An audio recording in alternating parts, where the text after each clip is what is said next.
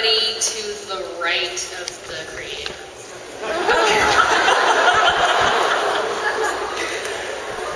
Okay, well, Anna, do you want to try this one? Yeah, can you repeat it? Live mic? Okay. How has your portrayal of the character been influenced by the books? Well, I read the books rapidly to try to know as much as I could about the part while I was auditioning, because I really wanted it, and I wanted to know as much as I could. And I felt that the Sookie that was on the page in the script was very much like the Sookie in the books. So at this point, it's kind of hard to unmarry the two. I don't know. It's sort of tricky, because I guess also that comes down to what was my interpretation of the Sookie on the page in the books versus the Sookie on the page in the script, and then what I did with that and what the directors and all the input. I mean, it's kind of, I don't know. It's sort of hard to tell, really give a good answer on that at this point. Does anyone else feel strongly about that? About how did the book influence you at all? Well, I think in general, I read the first 5 books before we started season 1, and it's obviously great to learn a bit about the character, but at some point you need to kind of make him or her your own and take control of the character and kind of leave the book behind you, and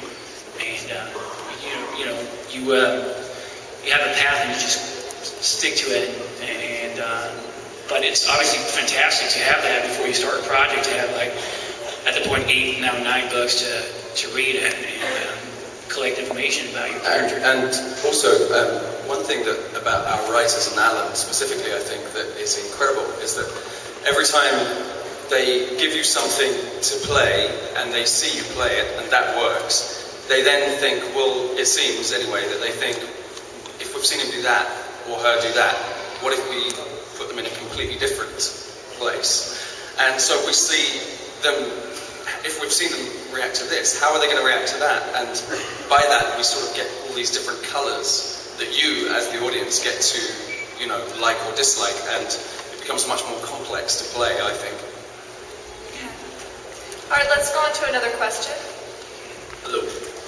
I was curious how much more of a handful Jessica's going to be for Bill.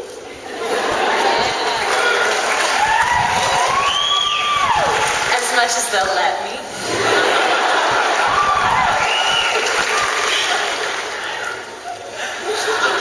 Okay.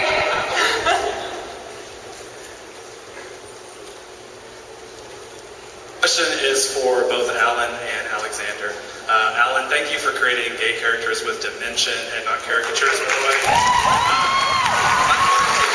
The dynamic between Eric and Lafayette and Eric and Godric.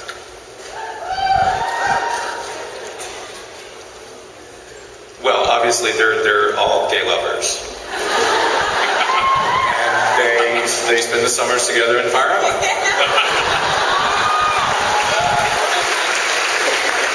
I think the dynamic between Eric and Lafayette is one of, I think obviously Lafayette is terrified, scared to death of Eric, and with good reason. And Eric is intrigued by Lafayette and may have plans for him in the future, which we will find out about.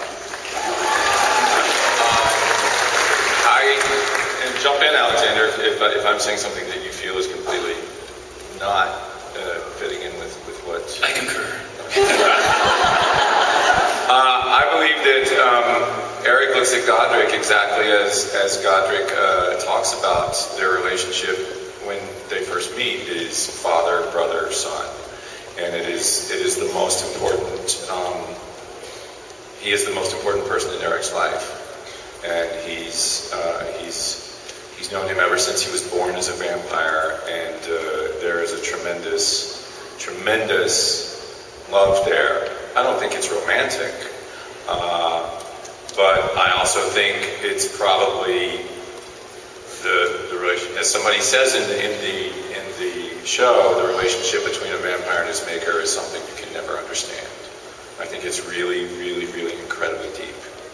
Yeah, and it's been a lot of fun shooting that and that whole part with the relationship between Eric and Godric, because up until that point, Eric is like an entrepreneur, and it's been strictly business, everything he does is for his own, he can always gain something from it, but it's been great to take it to kind of a personal level, and he's going to Dallas for love and nothing else. He's got nothing else to gain, and I just love being able to show that side of Eric.